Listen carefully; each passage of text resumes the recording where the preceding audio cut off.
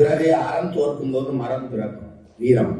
அப்ப அறிவாயுதம் தோற்கிற இடத்துல ஆயுதம், கருத்தியல் புரட்சி தோற்கும் போது கருவி எடுக்க வேண்டிய தேவை இருந்தது. அது தலைவர் 35 ஆண்டுகள்.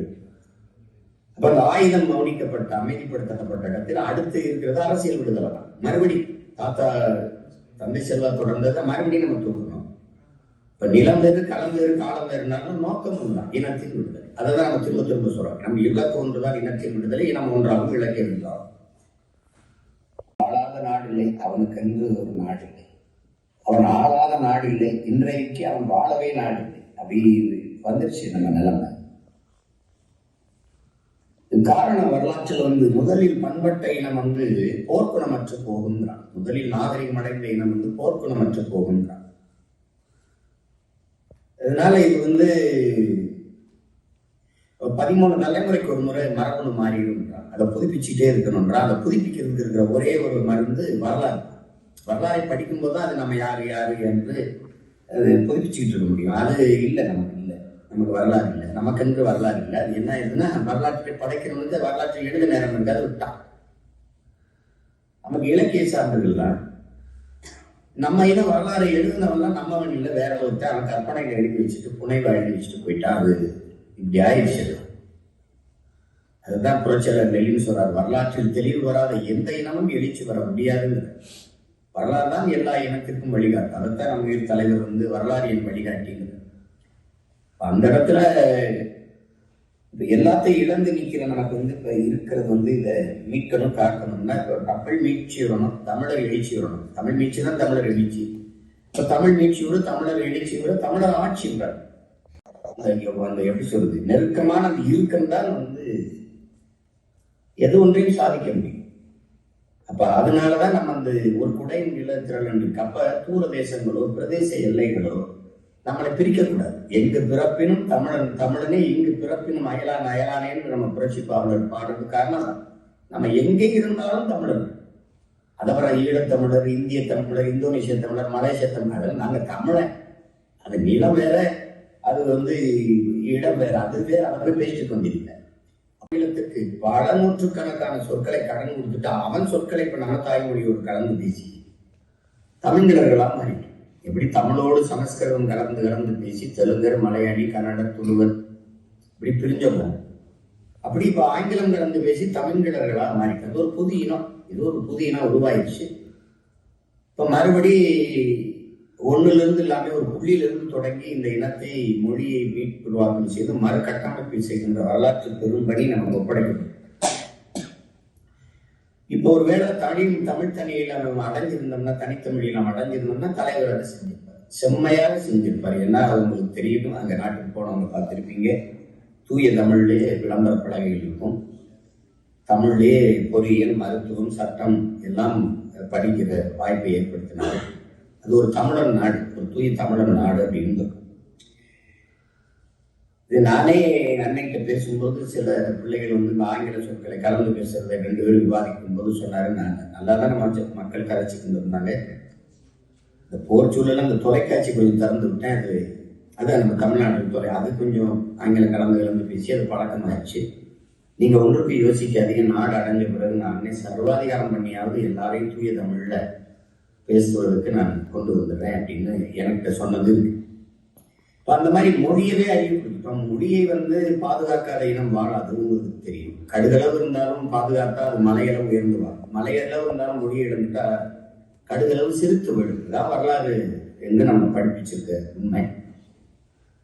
அப்ப இந்த சூழல்ல மொழியை இழந்து, வரலாற்றை மறந்து, வழிபாட்டை தொலைத்து எல்லாத்தையும் விட்டுட்டு வெளியேறி ஒரு என்ன சொல்றது, தன் முகம் சிதைந்து இறந்த ஒரு பிணம் போல நாம இப்ப நிக்கிறோம்.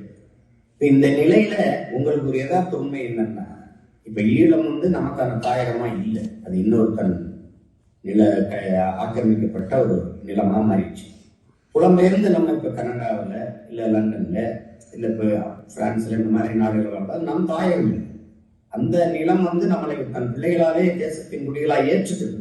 அது அவங்களுடைய மாண்பு, நமக்கு காற்று, நமக்கு காலங்காலமா நம்ம இனம் நன்றி கிடந்தது. அந்த நாடுலாம் நமக்கு குடியுரிமை கொடுக்குது. ஆனால் இந்த நிறைந்து 8 கோடி மக்கள் நிறைந்து வாழ்கிற இந்தியா நமக்கு இன்னும் குடியுரிமை கொடுக்கலைங்க.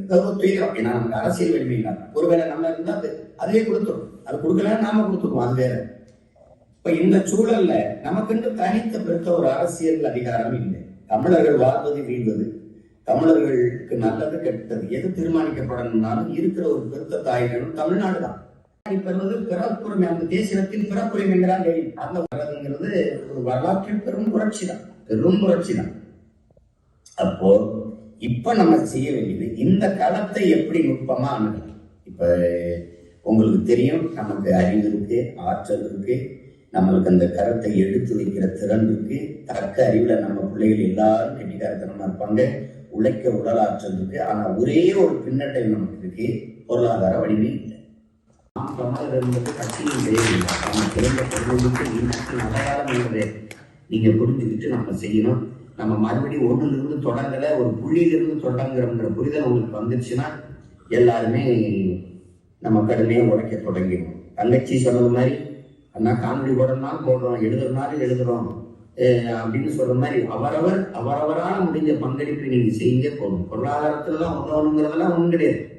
இப்ப நீங்க எனக்கு பொருளாதாரம் தரல அப்படின்னாலும் நாங்க இந்த போட்டியை விட்டுட்டு போயிடுவோம்னு நினைக்கிறீங்களா? அது இல்லை. எப்பாடுபட்டாவது நான் இந்த சண்டையில இப்ப நம்ம வெல்லுவோம். அதுல நம்பிக்கையோட இல்லை. உங்க எல்லாருக்கும் நீங்க இவ்வளவு தூரம் தொலைதூரத்திலிருந்து பயணிச்சு வந்து இந்த உறவு பிணைப்பில் இணைந்ததற்கு நான் உள்ளது போன்று உங்க எல்லாருக்கும் என்னுடைய அன்பையும் வாழ்த்துக்களையும் நன்றியும் தெரிவிக்கிறேன். மறுபடியும் இன்னொரு இணைப்பிட நம்ம இந்த தேர்தலுக்கு அப்புறம் கூட இதே மாதிரி வலைவெளியில இணைவோம். அல்லது நான் ஏதாவது ஒரு நாட்டுல நம்மளே குறிச்சு இந்த நாட்டுக்கு வாங்கன்னா நான் அந்த நாட்டுக்கு வந்து எல்லாரும் பயணிச்சு கூடுற ஒரு இடமாச்சு. எனக்கு தெரிஞ்ச ஐரோப்பிய நாட்டுல எனக்கு சுவிஸ் வந்து என்னை தொல்லை பண்ணாதுன்னு நினைக்கிறேன். ஏன்னா இங்க நம்ம இயக்கத்துக்கு தடை இல்லாதனால என்னை அனுமதிக்கும். அங்க வந்து நின்றுட்டு நான் இருந்துட்டு நம்ம எல்லாரும் சந்திச்சு ஆலோசிச்சு நல்ல முடிவா எடுத்து நம்ம அடுத்த கட்டத்துக்கு கால் எடுத்து வைக்கலாம். நம்பிக்கையோட இருக்க உறுதியா நம்ம விரும்புவோம். நம்ம இலக்கு ஒன்றுதான், இனத்தின் விடுதலை. இனம் ஒன்றாகவும் இலக்கை ஒன்றாகவும் நம்பிக்கை அதை செய்யும். நன்றி, வணக்கம்.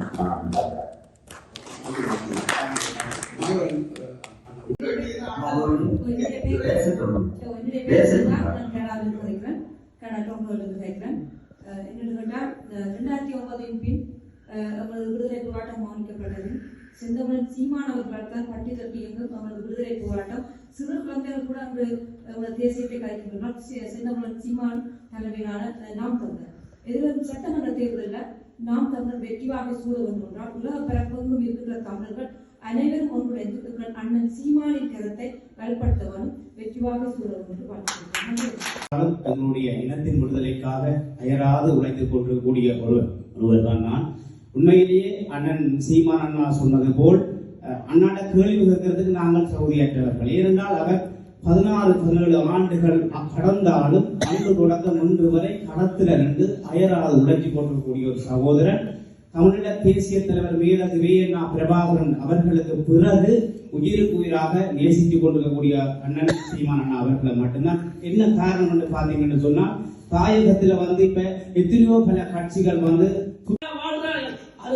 ஆனாலும் நாங்கள் அவர்களை போல இருக்காமல் நாங்கள் நம்முடைய மண்ணை மீட்டெடுக்கணும். எல்லாரும் தொடர்ச்சியாக தொடர்ந்து இணைந்து இந்த சீமான் அந்த அரசியலை ஆதரிச்சு அந்த மண்ணிலே ஆரியம் திராவிடம் கதை சொல்லி